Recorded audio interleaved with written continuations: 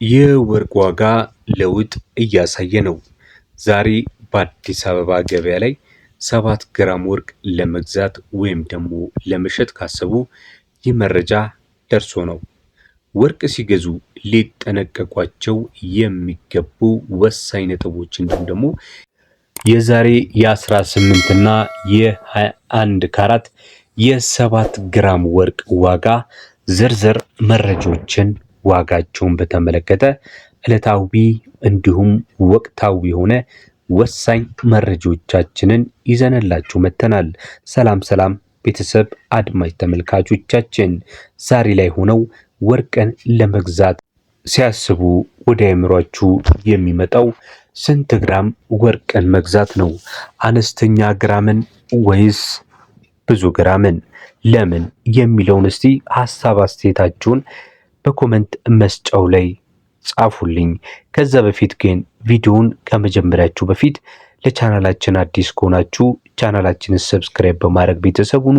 ቪዲዮውን ስትጀምሩ ላይክ ማድረግ እንዲሁም አይረሳ። በተጨማሪም ደግሞ ከዚህ ቻናል ጋርም አንድ ተጨማሪ ቻናል አያይዤላችኋለሁ። እሱንም ሰብስክራይብ በማድረግ ቤተሰብ ትሆኑ ዘንድ በማክበር እንጠይቃለን። ዛሬ ላይ በችርቻሮ በሚባል ዋጋ የ7 ግራም ወርቅ እየተሸጠ ነው የሚገኘው። የ21 ካራቱ በስንት? የ18 ካራቱ በስንት? እጅግ በጣም በአሪፍ ዋጋ። እነዚህ ዋጋዎች ግን የምነግራችሁ ነገር በአዲስ አበባ ገበያ ሁኔታ የሚወሰኑ ናቸው። ይህን ስትል ምን ማለት ነው ካላችሁኝ፣ ይህ እጅግ በጣም ጥሩ ጥያቄ ነው። ለምሳሌ እዚህ ጋር ልገዙ ወይም ደግሞ የገባችሁበት ሱቅ ላይ የጠየቃችሁት ዋጋ አጠገቡ ካለው እጅግ በጣም የተለያየ ነው። ይሄ ነፃ ገበያ ስለሆነ ማለት ነው። ነገር ግን እናንተ የተሻለ ዋጋን የሚሰጣችሁን ሄዳችሁ መግዛት ይኖርባችኋል። ይህ እዚህ ላይ የምነግራችሁ ዋጋ እንደ መነሻ እንደ መፍትሄ ወይም ደግሞ ገበያውን የሚገምት መረጃ ነው እንጂ የምሰጣችሁ በትክክል እኔ በጠየቅኩት መሰረት እያንዳንዱ የወርቅ ዋጋ ነው ማለት እንዳልሆነ ልብ እንድትሉ ፈልጋለሁ። ምክንያቱም ወርቆች እንደ መልካቸው ዋጋቸውም ይለያያል። ምንም እንኳን ካራታቸው ተመሳሳይ ቢሆንም ነገር ግን የተሰሩበት የወርቅ ይዘት፣ የተሰሩበት የወርቅ ካራት እንዲሁም ደግሞ አይነታቸው፣ ዲዛይናቸው ይለያያል። ያ ደግሞ ገንዘባቸውን ከፍና ዝቅ ያደርጋል ወይም ደግሞ ዋጋቸውን ያለያያል ማለት ነው። ነገር ግን የነገርኳችሁ የ18 እና የ21 ካራት ከስንት እስከ ስንት ይሸጣል ወይም ደግሞ እናንተ እንደ ገዢ ሆናችሁ ብትገዙ በምን ያህል ብትገዙ አሪፍ ነው የሚለውን ከወሳኝ ጠቃሚ ምክሮች ጋር አድርጌ የምነግራችሁ ይሆናል ማለት ነው። ከዛ በፊት ግን ገበያ ላይ ስትወጡ ወርቅን ስትገዙ ወይም ደግሞ ስትሸጡ ምን አይነት ነገር ሊገጥማችሁ እንደሚችሉ ልንገራችሁ። ይሄ ፕሮፌሽናል አድቫይስ ነው፣ ሙያዊ ምክር። በተለይ ደግሞ ወርቅን ስትገዙ ወይም ደግሞ ልሸጡ የሚከተሉትን ነጥቦች አትዘንጉ። ሁሌ እንደምላችሁ የመጀመሪያው የካራቱ ትክክለኝነት ነው። ወርቅን ስትገዙ የካራት መጠኑን የሚያረጋግጥ ደረሰኝና ዋስትና ከመደብሩ መጠየቃችሁን አትርሱ። ካራት ልክ ነው ልክ አይደለም የሚለውን በጽሁፉ ላይ ብቻ ባለው አይደለም የምትለዩት። ደረሰኝ የሰጣችሁ ሱቅ ደረሰኙ ላይ ትክክለኛ ካራት ማስቀመጥ አለማስቀመጡን እርግጠኞች ሁኑ። ያ ደረሰኝ ለእናንተ ደረሰኝ ብቻ አይደለም ዋስትናም ጭምር ስለሆነ ማለት ነው። ሌላው ደግሞ የእጅ ስራ የሚባለው ነው። ይሄ በተለያዩ ቪዲዮዎቼ ደጋግሜ ነግሬያችኋለሁ። ሌበር ኮስት የወርቅ ዋጋ ብቻ አይደለም እየተተመነ ያለው። የወርቅ ዋጋውን ብቻ ከሆነ የምትፈልጉት ዕለታዊ የወርቅ ዋጋ ብዬ በየዕለቱ የምሰራው ቪዲዮ አለ።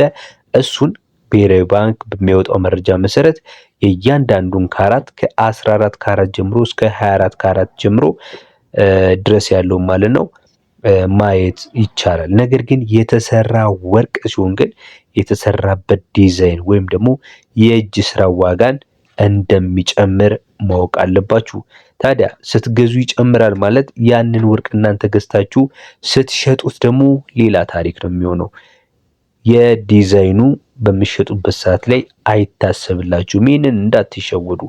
አንድ አይነት ክብደት ያላቸው ወርቆች እንኳን በዲዛይናቸው ብቻ ደግሞ ዋጋ ሊያጡ ይችላሉ፣ ላይኖራቸውም ይችላል ማለት ነው። ስለዚህ ይህንን መረዳት ያስፈልጋል። ሌላው የምነግራችሁ ነገር ደግሞ ገበያ መዋዠቅ። ወርቅ አስተማማኝ የቁጠባ መንገድ ቢሆንም በየቀኑ ደግሞ መጠነኛ የዋጋ ለውጥ ሊኖረው ይችላል ማለት ያንን ማመን ያስፈልጋል።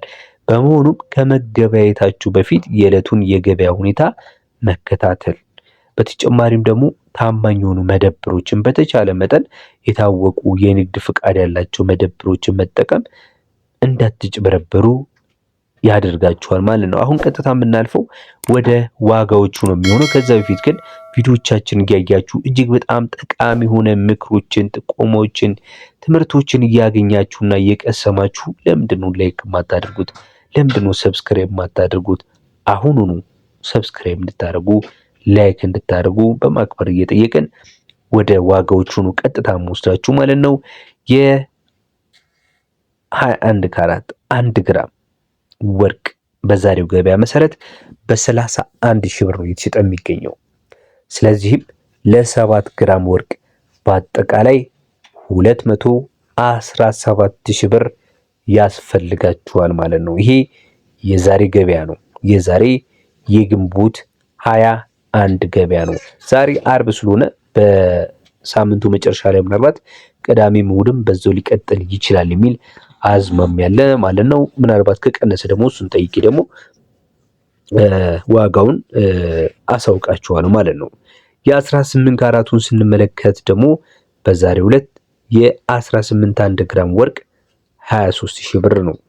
7 ግራሙ ደግሞ 161 ሺህ ብር ይጠይቃችኋል ማለት ነው። እንግዲህ የ18 እና የ21 ካራት ወርቅ የዛሬ ዕለታዊ ዋጋቸው ወይም ደግሞ ይዘታቸው ይህንን ይመስል ነበረ። እናንተ ግን ይህንን ዋጋ እንደ ብቸኛና እንደ ሁነኛ የዋጋ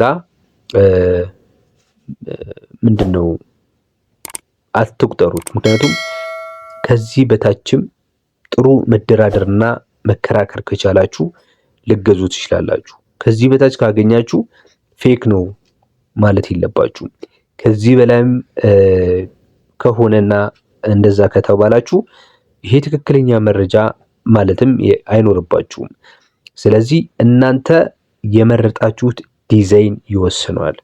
እናንተ በጣም ሌግዠሪ የሆነ የወርቅ ዲዛይን ካልመረጣችሁ፣ በጣምም ኖርማል ያልሆነ የወርቅ ዲዛይን ካልመረጣችሁ ትክክለኛው ዕለታዊ የመግዣና የመሸጫ ዋጋውን የነገርኳችሁ። ስለዚህ የዲዛይኑ ነገር እንደነገርኳችሁ ማተር ሊያደርግ ይችላል፣ ከፍ ዝቅ ሊያደርገው ይችላል። እንዲሁም ደግሞ የእናንተ የመደራደር ችሎታ የማሳመን ችሎታችሁም ዋጋውን ከፍም ዝቅም ሊያደርገው ይችላል። እናንተ ግን በርቱና በተሻላችሁት መጠን ልትገዙ ያሰባችሁት ሀብል ሆነ የቀለበት ሆነ የእጅ አምባር ሆነ የጆሮ ጌጥ ሆነ ልትገዙ ያሰባችሁትን ይህንን መነሽ ዋጋ በማድረግ ጥሩ የሆነ ግዢ እንደምትፈጽሙ እተማመናለሁ ማለት ነው። ለዛሬ ያስኩላችሁ ይህንን ነበረ።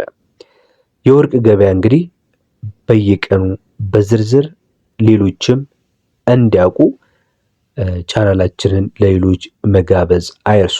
ይህ መረጃ ጠቃሚ ሆኖም ካገኛችሁ ለወዳጅ ዘመዱ በማጋራት የየዕለቱን የገበያ ሁኔታ እንዲያውቁ ያድርጉ። ለዛሬው ገበያ ያላችሁትን የያዛችሁትንም አስተያየትም ጥያቄም ከታች ባለው የኮሜንት መስጫ አስቀምጡልን። ለዛሬ ይህንን ይመስል ነበረ። በያላችሁበት መልካም ጊዜ